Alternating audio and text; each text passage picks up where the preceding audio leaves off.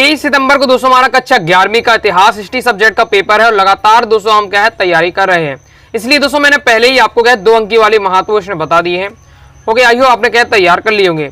आज की इस वीडियो में हम दोस्तों 3 अंकी और 4 अंकी वाले जो महत्व प्रश्न आपके रह गए हैं उनको कवर करेंगे विद सॉल्यूशन के साथ। सो वीडियो को ध्यान से अंत तक देखिएगा। चलो चलिए स्टार्ट कर लेते हैं। तो वीडियो को देखते ही देखते आपको क्या तैयार करते जाना है। ओके, तो पहला है हमारा रोमन वासियों के 3 बड़े देवी देवताओं के नाम लिखिए। तो ये क्वेश्चन तो वैसे आपका 2 नंबर में रहता है। रोमन वासियों के आपको 3 बड़े देवी देवता बताने हैं। तो जुपिटर, जूनो, मिनर्वा, ये इनके देवी देवताओं के नाम है। ओके, आगे नेक्स्ट दोस्तों हमारा क्वेश्चन है रोमन साम्राज्य किन 3 महाद्वीपों में फैला हुआ है, नाम लिखिए। चलिए इसे देख लेते हैं। सॉल्यूशन इसका हो जाएगा 3 महाद्वीपों में फैला हुआ साम्राज्य। इस्लाम का उदय और विस्तार लगभग 570 से 1200 ईस्वी के पश्चिम में साम्राज्य के निर्माण में विविध प्रयत्न होते रहे। 6वीं शताब्दी में तक ईसाइयों ने असीरिया के साम्राज्य के अधीन अधिकांश भाग पर अपना नियंत्रण स्थापित किया। तो ये आपका दिया हुआ है कि रोमन साम्राज्य किन 3 महाद्वीपों में फैला हुआ है। ओके, बाकी आपके शॉर्ट में क्वेश्चन आ सकते हैं 2 नंबर में। ओके, तो ये आप बाकी 3 नंबर में रख रही है, बाकी आपको ये 2 नंबर में क्वेश्चन देखने को मिल सकते हैं। ओके, जैसे रोमन वासियों की धार्मिक संस्कृति पर टिप्पणी लिखिए। देख लेते हैं, इंपॉर्टेंट है आपका रोमन वासियों की आपको धार्मिक संस्कृति बतानी है। तो ये आपका दिया हुआ है, पॉइंट वाइज पॉइंट आपको बताया गया है कि रोमन जो वासी हैं उनकी धार्मिक और संस्कृति किस प्रकार से थी। मतलब किस प्रकार के वो देवी देवता को मानते थे, उनके देवी देवताओं के प्रति क्या धारणा थी, वो उसमें बताया जा रहा है। तो हमारा क्या कंप्लीट हो जाता है। आगे देख लेते हैं। आगे दोस्तों हमारा नेक्स्ट क्वेश्चन है रोमन साम्राज्य के पतन की प्रक्रिया का संक्षिप्त विवरण दीजिए। रोमन साम्राज्य के पतन की प्रक्रिया को बताना है। और ये दोस्तों क्वेश्चन आपका त्रैमासिक परीक्षा में आ चुका है, प्रीवियस ईयर पेपर में, बहुत ज़्यादा महत्वपूर्ण, अच्छे से आपको तैयार करके रखना है। तो रोमन साम्राज्य के पतन के आपका ये दिया हुआ है, तो अच्छे से आपको तैयार कर लीजिएगा। इंपॉर्टेंट है, प्रीवियस ईयर में क्वेश्चन आ चुका है, स्क्रीनशॉट इसका ले लीजिए फास्ट ही। इसके दोस्तों हम आगे देख लेते हैं। इसके आगे दोस्तों आपका ये दिया हुआ है, तो इसे आपको तैयार कर लेना है। और इसके आगे आपका ये दिया हुआ, ओके, कंप्लीट हो जाता है। आगे देख लेते हैं। आगे दोस्तों हमारा नेक्स्ट क्वेश्चन है रोमन साम्राज्य के भौगोलिक स्थिति का वर्णन कीजिए। तो ये आपका दिया है रोमन साम्राज्य की भौगोलिक स्थिति का वर्णन। ओके, इससे ज्यादा क्वेश्चन क्यों, क्योंकि हर प्रकार अलग अलग टाइप के रिपीट होते रहते हैं, लेकिन यहाँ से क्वेश्चन जरूर आता है। ओके, इसलिए 4 से 5 यहाँ इस एरिया से आपकी क्वेश्चन है, इस चैप्टर से तैयार करके रखना। ओके, तो रोमन साम्राज्य की भौगोलिक स्थिति का वर्णन करना, तो ये आपके दिए हुए है। ओके, ये आपके तरह दिया हुआ है, तो इसे आपको तैयार कर लेना है। ये आपकी भौगोलिक स्थिति है, कंप्लीट हो जाता है। इसके साथ ही दोस्तों आपको नेक्स्ट तैयार कर लेना है। ये आपका त्रैमासिक परीक्षा में आ चुका है, प्रीवियस ईयर में। रोमन समाज में महिलाओं की स्थिति पर टिप्पणी लिखिए। मतलब रोमन समाज में महिलाओं की किस प्रकार से स्थिति थी, क्योंकि महिलाओं की क्या दशा थी उस समय, वो आपसे पूछी जा रही है। ओके, तो आपको बताना है, ये आपका दिया हुआ है, अच्छे से तैयार कर लीजिएगा। एक बार पढ़ लेते हैं तो आपको बिल्कुल समझ में आ जाएगा। ये दिया हुआ है, तैयार कर लीजिएगा। इसके आगे आपका ये दिया हुआ है। इस प्रकार से दोस्तों हमारा क्या है कंप्लीट हो जाता है। आगे देख लेते हैं। आगे दोस्तों हमारा नेक्स्ट क्वेश्चन है चंगेज खान की सफलता के 3 कारण लिखिए। चंगेज खान की सफलता के 3 कारण आपको बताने, तो आपके ये दिए हैं चंगेज खान की सफलता के कारण। ओके, चंगेज खान किस प्रकार से सफलता हो सका, इसके आपको कारण बताने, पॉइंट वाइज पॉइंट आप दिए हुए हैं। तो इनको आपको तैयार करना है। 3 से 4 पॉइंट आपको तैयार करके करना है, या 8 पॉइंट आपके इसमें बताए जा रहे होंगे। तो ये हमारा कंप्लीट हो जाता है।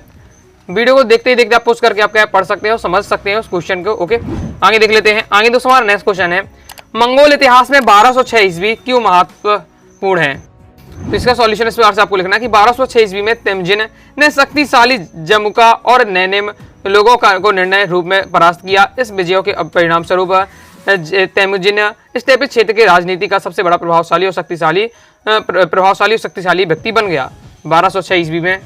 वहाँ के दोस्तों की आगे इस प्रकार से दिया हुआ है, तो आपको तैयार कर लेना है। इसके और आप लीजिए फास्ट। अगर थोड़ी बहुत भी आपको कहानी पता है, वो कहानी रूप में आपको तैयार किए हैं, तो आपको आसानी से याद हो जाएगा। आगे देख लेते हैं। आगे नेक्स्ट आपको तैयार करना है रोमन साम्राज्य में दासों के प्रति व्यवहार की विवेचना कीजिए। मतलब रोमन साम्राज्य में दासों के साथ किस प्रकार का व्यवहार किया जाता है, वो आपसे पूछा जा रहा है। ये आपका दिया हुआ है, एक बार जरूर इसे अच्छे पढ़ लीजिएगा।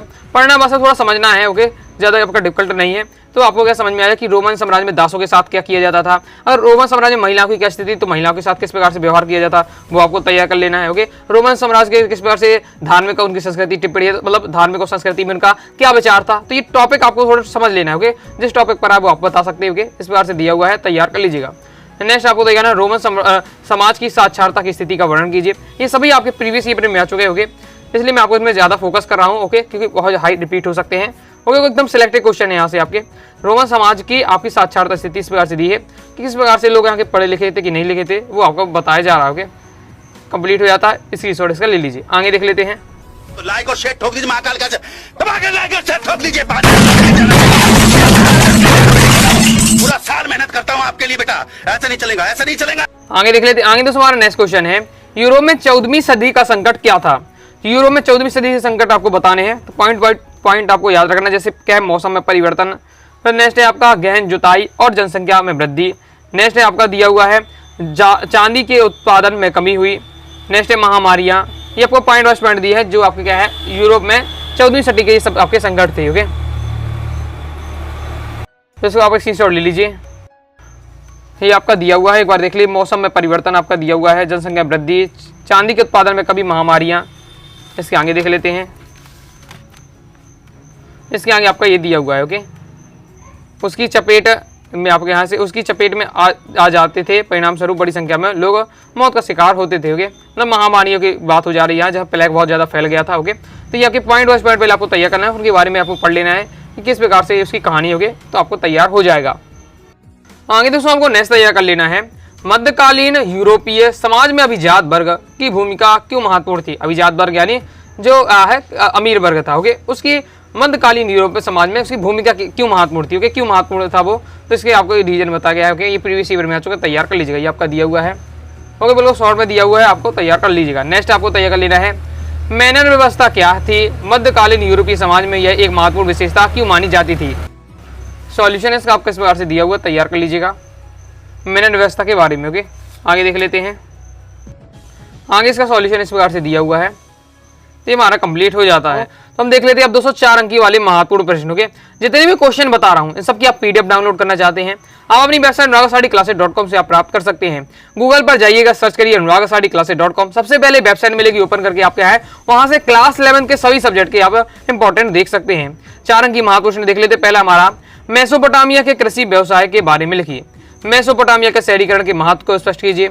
मेसोपोटामिया के शहरीकरण के बारे में लिखिए। मेसोपोटामिया से संबंधित जरूर क्वेश्चन आएगा, 5 से 6 यहाँ से क्वेश्चन है, उसमें से अक्सर आते हैं क्वेश्चन, तैयार करके रखना है। मेसोपोटामिया की नगर योजना का वर्णन कीजिए। चलिए देख लेते हैं। तो दोस्तों आपको मेसोपोटामिया कृषि व्यवसाय के बारे में बताना है, तो इस प्रकार से दिया हुआ है, प्रीवियस ईयर में आ चुका है, त्रैमासिक परीक्षा में बहुत ज़्यादा महत्वपूर्ण है। यानी मेसोपोटामिया के जो लोग हैं कृषि का किस प्रकार से व्यवसाय उसका उपयोग करते हैं, कृषि के बारे में आपको बताना है। फिर नेक्स्ट दोस्तों आपको तैयार कर लेना है, मेसोपोटामिया के शहरीकरण का महत्व, पॉइंट वाइज पॉइंट इसमें दिया हुआ है, तो ये आपको तैयार कर लेना है। ओके, अपना कंप्लीट हो जाता है, 5 पॉइंट के माध्यम से समझाया जा रहा है। आगे नेक्स्ट देख लेते हैं। इसके बाद दोस्तों आपको क्या है, मेसोपोटामिया के शहरीकरण जीवन का वर्णन कीजिए, ये आपको तैयार कर लेना है, ये भी आपका इंपॉर्टेंट है। और दोस्तों अभी से अगर आप तैयार कर लेते हैं सभी क्वेश्चनों को, तो आपको क्या है वार्षिक परीक्षा के लिए ज़्यादा मेहनत नहीं करनी पड़ेगी। अभी से आप मेहनत कर लीजिए, वार्षिक परीक्षा में आपको फिर आपको क्या है ज़्यादा मेहनत नहीं करना पड़ेगा। ओके, तो नेक्स्ट आपको देखा ना, मेसोपोटामिया की नगर योजना का वर्णन कीजिए, तो आपका ये दिया हुआ मेसोपोटामिया की नगर योजना। 5 से 6 आपके क्वेश्चन है इस चैप्टर से, सभी आपको टॉपिक बाई टॉपिक आपको तैयार होने चाहिए। यहाँ से आपका हमेशा क्वेश्चन एक ना एक लगभग लॉन्ग मार्क का बनना ही है। ओके, ये आपका दिया हुआ है, तो हमारा क्या कंप्लीट हो जाता है। नेक्स्ट दोस्तों आपको एक और तैयार कर लेना है, जिमरिलिन का मारी स्थित राजमहल के बारे में संक्षिप्त परिचय दीजिए। ये भी आपका त्रैमासिक परीक्षा में आ चुका है, तो ये आपका इस प्रकार से दिया हुआ है, स्क्रीनशॉट ले लीजिए। इसके आगे आपका ये दिया हुआ है। ओके, तो ये हमारा क्या है इस प्रकार से कंप्लीट हो जाता है। आगे देख लेते हैं। आगे दोस्तों आपको नेक्स्ट तैयार कर लेना है, विश्व के मानचित्र में निम्नलिखित को दर्शाइए। ओके, आपके पेपर में लास्ट वाला जो क्वेश्चन होगा वो 4 नंबर का, वो आपका मानचित्र वाला रहने वाला है। तो आपसे क्या है 4 जगह पूछे जाएंगे जो आपको विश्व के मानचित्र में दर्शाने पड़ेंगे। ओके, तो आपको जो भी आपके मेन है सभी आपको तैयार कर लेना है, जो भी आपके चैप्टर संबंधित, और भी आपको अपने जो चैप्टर सिलेबस में सभी के आपके है मानचित्र की प्रैक्टिस कर लीजिएगा। जैसे आपको दिया हुआ है ईरान, फारात की नदी और इराक और रोम, इनको सबको दर्शाना, तो इस प्रकार से आपका रहेगा विश्व का मानचित्र। तो दोस्तों आपको पता होना चाहिए कौन कहाँ है, इसकी आपको प्रैक्टिस ही होगा। जैसे आपका लाल सागर पूछे जाए, अब इसमें तो देखिए आपका ये क्या है अच्छे से अंकित नहीं है पूरा आपका विश्व का मानचित्र। ओके, लेकिन आप प्रॉपर रूप से और भी आपके पास अगर कोई गाइड हो वगैरह हो तो उससे आप प्रैक्टिस कर लीजिएगा। ओके, लेकिन आपको पता होना चाहिए जो मेन है कैस्पियन सागर कहाँ है। ओके, आपको इसमें रोम कहाँ है, भूमध्य सागर कहाँ है, लाल सागर कहाँ है, ये बहुत ज़्यादा इंपॉर्टेंट है, प्रीवियस ईयर में आ चुके हैं, इसलिए मैं आपको बता रहा हूँ। मक्का मदीना, ये मतलब टॉपिक आपको पता होना चाहिए कि विश्व के मानचित्र में कहाँ है। तो मैं आपको अभी आपको नाम बता दे रहा हूँ, बाकी इनकी आप अपने से अच्छे से प्रैक्टिस कर लीजिए कौन कहाँ है विश्व के मानचित्र में। ये सब आपको दिए हुए हैं, सभी को आपके क्या है प्रैक्टिस कर लेना है, सबके नाम भी आपके दिए हुए हैं, सभी स्थान को आपको पता होना चाहिए कौन कहाँ है, ये आपके प्रैक्टिस से आएगा। ओके, एक बार अच्छे से तैयार कर लेते हैं, हो जाएगा आपके कंप्लीट। नेक्स्ट दोस्तों एक और मानचित्र भी आप देख लीजिए, इसमें लाल सागर, कारा सागर, आपका डेब्यूब नदी, भूमध्य सागर, रोम, राइन नदी, इनको आपको तैयार कर लेना है। ओके, इसमें अच्छे तरीके अंकित नहीं है, लेकिन आपको दोस्तों क्या है, नाम तो मैंने आपको बता दिए हैं। एक बार आपको इन नाम को एक बार देख लीजिए, अगर इंटरनेट में सर्च कर लीजिए विश्व मानचित्र में ये कहाँ इनकी पोजीशन है। ओके, ये आपका दिया हुआ है, कंप्लीट हो जाता है। इसके बाद दोस्तों आपको नेक्स्ट ये कर लेना, मैं आपको पूरे सही बता दे रहा हूँ जितने जितने आपके नाम जो आपके पॉपुलर हैं, जो आपके अक्सर पेपर में आते हैं। अरब सागर, काकाकोरम, तिब्बत, चीन, ये आपसे पूछा जा रहा है, तो आपको याद रखना तिब्बत का है भारत के इसी साइड आपका हो जाता है।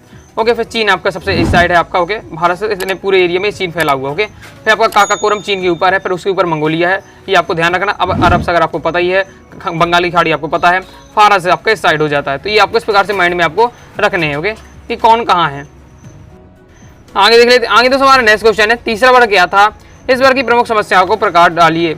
ओके, तो अब देख लेते हैं इस वर्ग की जो प्रमुख समस्याएं हैं वो आपसे पूछी जा रही है। तो पहले आपको तीसरा वर्ग कौन है तो वो आपको बता देना है। ओके, इसके बाद इसकी समस्या क्या क्या थी तो वो आपको बता देना है। तीसरा वर्ग क्या है, किसान आते थे। ओके, तीसरे वर्ग किसान आते हैं। अब किसान की आपको समस्या बतानी, जैसे प्राचीन है कृषि प्रौद्योगिकी, फसल चक्र की प्रभावहीन तरीके का उपयोग किया जा रहा था। ओके, और जनजीवन पर प्रभाव इसका दिया हुआ है। ओके, तो ये आपके दिए हैं तीसरा बारे में और उसकी समस्याएं। आगे नेक्स्ट क्वेश्चन है हमारा, सामंतवाद की प्रमुख 3 विशेषताओं का प्रकाश डालिए। चलिए इसे देख लेते हैं।